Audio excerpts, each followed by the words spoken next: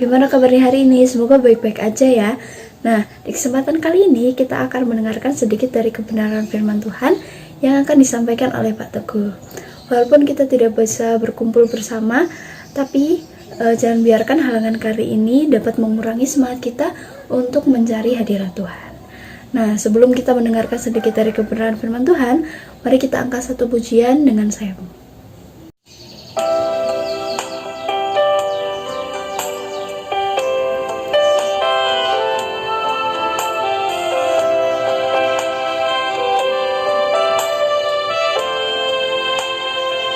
Firman-Mu berkata, firman-Mu kata Kau besertaku, maka kuat roh dan jiwaku. Tangan-Mu Tuhan selalu ku nantikan, di setiap langkah ku percaya, dengan sayap-Mu ku akan terbang tinggi di tengah badai hidup. Ku tak menyerah, Kau kekuatan dan perlindungan bagiku, pertolonganku di tempat maha tinggi. Ku mengangkat tanganku, aku berserah, Kau ku nantikan, Kau yang ku sembah, Yesusku, Rajaku.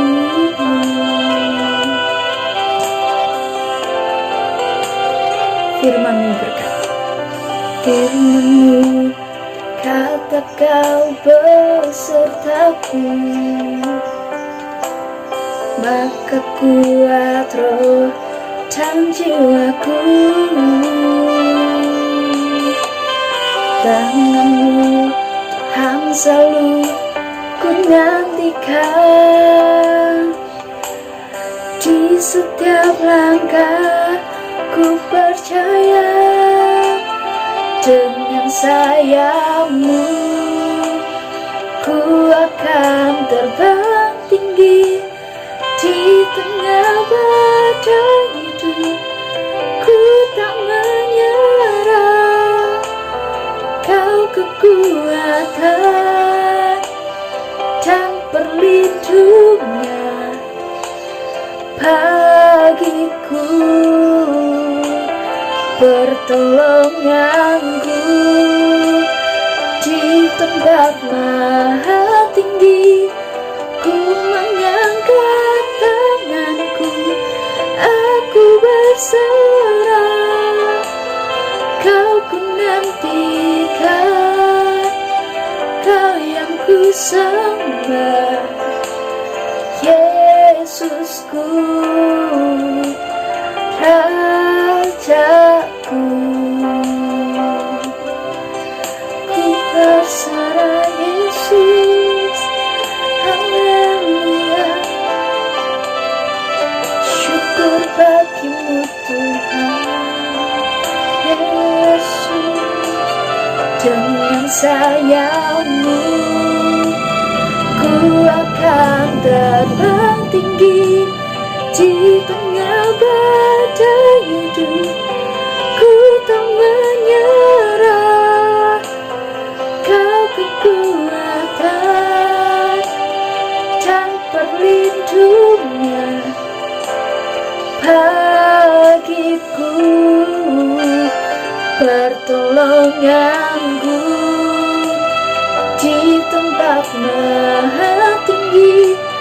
Ku mengangkat tanganku, aku berserah, Kau ku nantikan, Kau yang ku sembah, Yesusku,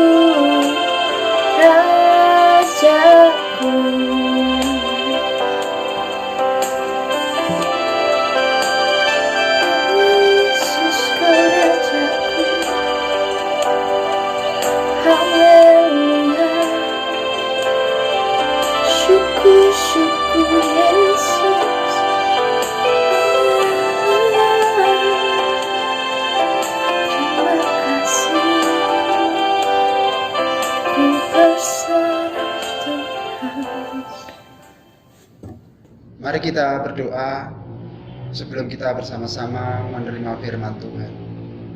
Mari kita berdoa. Kami mengucap syukur dan terima kasih kepadamu Tuhan, pada pagi hari ini, pada siang hari ini, kami dapat berkumpul bersama-sama untuk kami beribadah kepada Tuhan dalam ibadah persekutuan doa Laskar Sion SMA Negeri 2 Pare. Dan tiba saatnya bagi kami untuk menerima firman Tuhan. Hamba mohon berkati urapi hambamu, berkati setiap pemirsa dan setiap kami yang hadir yang menyaksikan acara ini. Terima kasih Tuhan. Dalam nama Tuhan Yesus Kristus kami berdoa dan bersyukur. Kami sambut berkat firman Tuhan. Amin. Shalom. Salam sejahtera buat kita sekalian. Saudara-saudara yang terkasih dalam Tuhan Yesus Kristus, bersyukur pada saat ini kita dapat kembali bersama-sama bertemu untuk beribadah dalam ibadah persekutuan doa. Dan untuk kali ini kita melakukannya masih tetap secara online, stay at home di rumah masing-masing. Untuk renungan firman Tuhan pada saat ini, kita akan bersama-sama belajar tentang pertolongan Tuhan. Tema tentang pertolongan Tuhan adalah sebuah tema yang menarik untuk kita bahas, untuk kita simak. Sebab setiap kita pasti rindu, pasti ingin, pasti butuh pertolongan Tuhan. Sebab itu dengan tema ini saya berharap kita semua dapat semakin antusias, dapat semakin semangat, dan dapat semakin sungguh-sungguh di dalam menyimak firman Tuhan pada saat ini. Untuk tema firman Tuhan, pertolongan Tuhan pada hari ini terambil dari kitab Matius pasal 15 ayat 21 sampai ayat 28. Untuk ayat firman Tuhan ini saya tidak akan membaca. Silakan kalian membaca sendiri di rumah, di mana sekarang kalian ada, supaya waktunya tidak terlalu banyak dan bisa kita manfaatkan semaksimal mungkin kesempatan saat ini. Pemirsa yang terkasih dalam Tuhan, dalam pembacaan firman Tuhan Matius 15 ayat 21 sampai 28, di situ dikisahkan bahwasanya dalam satu pelayanannya Yesus satu saat berada di sebuah daerah yang bernama Tirus dan Sidon. Nah, ketika Yesus masuk ke daerah Tirus dan Sidon bersama 12 rasul dan rombongan orang-orang yang menyertainya, tiba-tiba Yesus bertemu dengan seorang perempuan Kanaan atau perempuan Sirofenisia yang berteriak-teriak, berseru kepada Yesus. Dia minta tolong kepada Yesus supaya Yesus menyembuhkan anaknya, sebab anaknya itu sedang sakit keras dan sangat menderita oleh karena setan yang merasuki di dalam tubuh anaknya itu. Tetapi bukannya Yesus itu kemudian peduli dan menjawab seruan perempuan itu, tapi malah para murid memberikan satu usulan kepada Tuhan supaya perempuan itu disuruh pergi, supaya perempuan disuruh minggat dari kerumunan orang banyak ini, karena suaranya yang keras dan berseru-seru itu sangat mengganggu mereka semua. Kemudian Yesus akhirnya berkata kepada perempuan itu dengan satu kata-kata yang sungguh sangat tidak terduga. Dia berkata kepada perempuan itu, "Hai perempuan, aku datang bukan untuk mencari domba-domba yang lain. Aku datang untuk mencari domba-domba yang hilang dari antara orang Israel." Perkataan Yesus itu secara tidak langsung mengatakan, kamu itu bukan prioritasku. Perkataan Yesus itu secara tidak langsung mengatakan, kamu bukan tujuanku untuk aku datang melayani dan menyembuhkan. Jadi secara kasar Yesus itu boleh dikatakan mengatakan pada perempuan itu, pergi, aku tidak mau menolong kamu. Tetapi perempuan ini ketika dia mendengar kata-kata Tuhan itu, dia tidak putus asa. Dia tidak kemudian menjadi patah semangat. Tetapi dia menjadi lebih keras lagi berteriak dan berkata, Tuhan, tolonglah aku. Tuhan, sembuhkan anakku. Tuhan, pulihkan anakku. Ketika perempuan ini bahasa Jawanya tetap ngeyel sama Tuhan. Tuhan lalu beri merespon lagi. Dan responannya masih tetap sama seperti tadi. Dengan kata-kata yang tidak enak. Dia berkata, tidak patut mengambil roti yang disediakan untuk anak-anak dan kemudian memberikannya kepada anjing. Pemirsa sekalian terkasih, coba perhatikan. Pertama-tama tadi Yesus mengatakan, cuma diutus pada domba dari antara orang Israel. Masih kata-kata yang halus. Tapi yang kedua, Yesus mengatakan bahwasanya tidak layak mengambil roti yang disediakan untuk anak-anak Israel dan memberikannya kepada anjing. Ini secara tidak langsung Yesus menyamakan, mensejajarkan wanita itu sederajat sama dengan yang namanya anjing. Tetapi perempuan ini kembali lagi kita melihat keteguhan imannya yang luar biasa, semangatnya yang luar biasa. Dia tidak tersinggung, dia tidak marah, dia tidak kemudian pergi, tapi dia berkata dengan penuh kerendahan hati, Tuhan.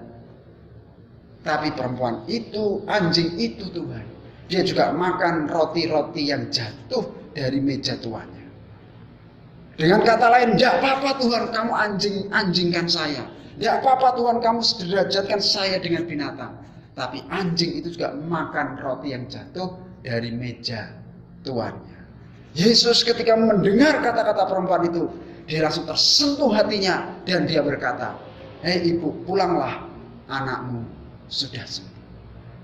Perempuan ini kemudian pergi, perempuan ini kemudian pulang, dan sampai di rumah dia heran, dia kaget karena anaknya yang selama ini sakit parah dan sudah lama menderita, ternyata dia sudah sembuh dan menjadi pulih kembali.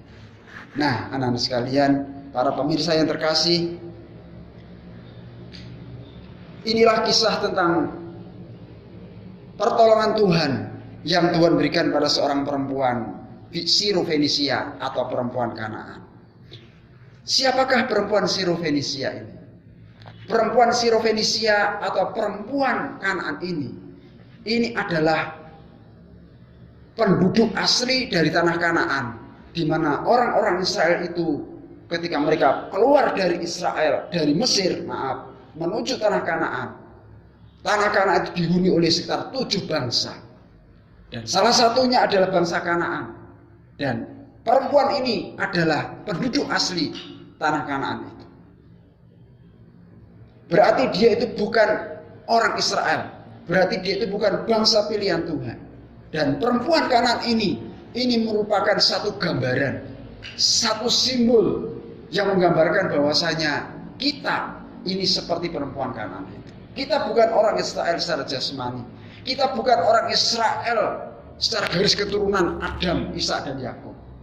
Tetapi lewat kisah ini Tuhan berikan pesan-pesan. Tuhan berikan satu pengajaran yang baik buat kita. Apa pesan Tuhan yang Tuhan berikan buat kita? Dalam ayat yang ke-22 dikatakan, perempuan yang anaknya sakit ini, dia berseru kepada Tuhan. Seruannya kepada Tuhan itu merupakan satu gambaran doa dari setiap orang yang percaya kepada Tuhan, sekalipun dia itu bukan orang Israel. Dia berseru dan dia berdoa. Dan kemudian seruan serta doanya itu dijawab, dikabulkan oleh Tuhan.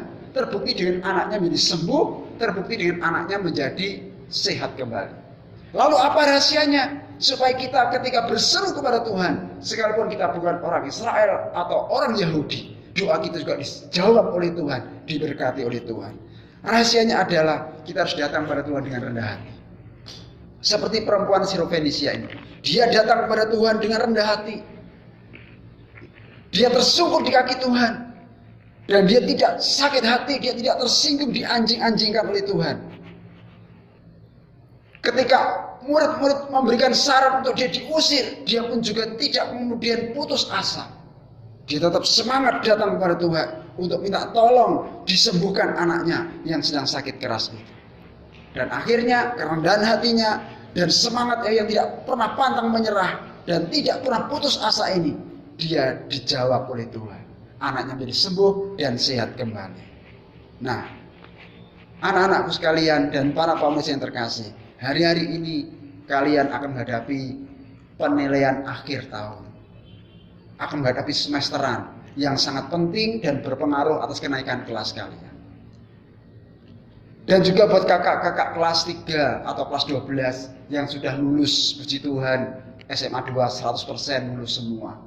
Mereka juga melanjutkan ke jenjang pendidikan yang lebih tinggi. Tentu kalian membutuhkan pertolongan Tuhan. Sebab itu, datanglah kepada Tuhan dengan penuh kerendahan hati dan berdoa dengan tidak putus asa, tidak jemu-jemu, supaya Tuhan menolong dan memberkati kalian. Dalam Filipi 4 ayat 16 dikatakan, janganlah kamu khawatir akan apapun juga, tapi nyatakanlah segala keinginanmu kepada Tuhan di dalam doa dan ucapan syukur. Jika kita berdoa dengan sungguh-sungguh, maka saya yakin dalam nama Yesus, apa yang kalian rindukan pasti diberkati Tuhan. Ya, ini yang pertama. Yang kedua, di dalam ayat 24 dikatakan bahwasanya Yesus itu berkata kepada perempuan Sirofenisia atau Kanaan. Dia mengatakan, aku diutus hanya untuk domba-domba yang hilang dari antara orang Israel. Ayat ini seringkali disalah tafsirkan oleh banyak orang yang tidak ngerti Alkitab atau firman Tuhan.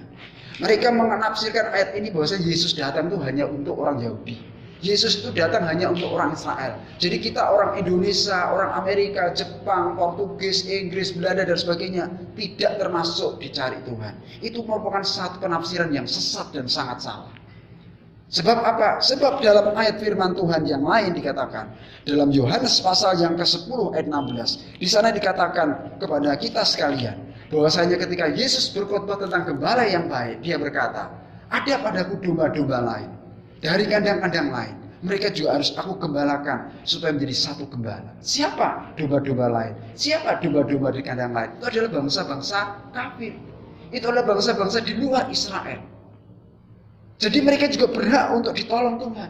Mereka juga berhak untuk diberkati. Mereka juga berhak untuk disembuhkan oleh Tuhan. Jadi Yesus datang untuk semua bangsa. Yesus datang untuk seluruh dunia. Bukan hanya untuk bangsa Israel atau Yahudi saja. Dan bukti berikutnya adalah perempuan itu disembuhkan oleh Tuhan. Anaknya menjadi sembuh. Anak menjadi sehat. Itu berarti Tuhan tidak pilih kasih. Sekarang dia ngomong, aku hanya mencari domba yang hilang dari antara orang Israel. Nyatanya anak perempuan itu disembuhkan oleh Tuhan. Berarti Tuhan datang untuk semuanya. Dan bagian terakhir, sebelum Yesus naik ke surga, besok hari Kamis, tanggal 21 Mei 2020, kita memperingati hari kenaikan Tuhan. Sebelum Yesus naik ke surga, dia berkata, dalam Matius 28 ayat 19-20, pergilah, jadikanlah semua bangsa muridku. Ajarlah mereka, baptislah mereka dalam nama Bapa, Anak, dan Roh Kudus. Berarti semua bangsa dikasihi Tuhan, semua bangsa itu dicintai Tuhan, semua bangsa mau ditolong oleh Tuhan. Itu sebabnya kalau ada yang mengatakan Yesus hanya untuk orang Yahudi, Yesus datang hanya untuk orang Israel, itu salah tafsir dan itu merupakan ajaran yang sangat menyesatkan. Nah, pemirsa yang terkasih dalam Tuhan dan anak-anak sekalian, kesimpulan dari firman Tuhan pada pagi hari ini atau siang hari ini adalah yang pertama, jangan pernah putus asa untuk minta pertolongan Tuhan. Datanglah dengan kerendahan hati. Datanglah dengan hati yang benar-benar sangat membutuhkan Tuhan, disertai ketekunan dan tidak pernah patah semangat. Dalam nama Yesus saya yakin, jika kita datang seperti ini, Tuhan pasti menolong dan memberkati. Yang kedua, kita bersyukur Yesus datang tidak hanya untuk orang Israel, tapi dia datang untuk seluruh bangsa, termasuk kita orang Indonesia, termasuk kita warga Semada, SMA Negeri 2 Pare yang tercinta. Kita juga dikasih Tuhan. Tuhan juga mau menolong dan memberkati kita. Puji Tuhan. Kiranya renungan firman Tuhan yang singkat pada hari ini dapat menjadi berkat bagi kita semuanya. Tuhan Yesus memberkati. Terima kasih Pak Teguh untuk kebenaran firman Tuhan yang telah disampaikan. Kiranya kebenaran firman Tuhan yang sangat luar biasa pada hari ini dapat menjadi berkat untuk kita semua. Untuk menutup ibadah kita pada hari ini, mari kita berdoa. Mengucap syukur kami kepadamu Tuhan, pada pagi hari ini kami dapat bersama-sama menerima firman-Mu. Materikan firman-Mu dalam hati kami, supaya kami tidak lupa, tapi sungguh-sungguh firman-Mu senantiasa ada sampai selamanya. Dan hamba berdoa dalam nama Yesus, kiranya Roh Kudus terus berkata-kata pada kami, supaya apa yang kami belum mengerti, kami dapat dimampukan untuk mengerti lebih lagi apa yang Tuhan ajarkan pada kami. Memberkati hamba-Mu, berkati setiap pemirsa yang menyaksikan dan menerima firman Tuhan ini. Dalam nama Tuhan Yesus, kami berdoa dan bersyukur. Haleluya. Amin. Terima kasih teman-teman yang sudah mengikuti ibadah online pada hari ini. Semoga melalui ibadah online ini kita semua dapat terberkati. Dan jangan lupa untuk mengikuti ibadah online Bedelas Karsian lainnya yang akan ditayangkan setiap hari Selasa jam 11 siang di YouTube channel Bedelas Karsian. Terima kasih, Tuhan Yesus berkati. Shalom.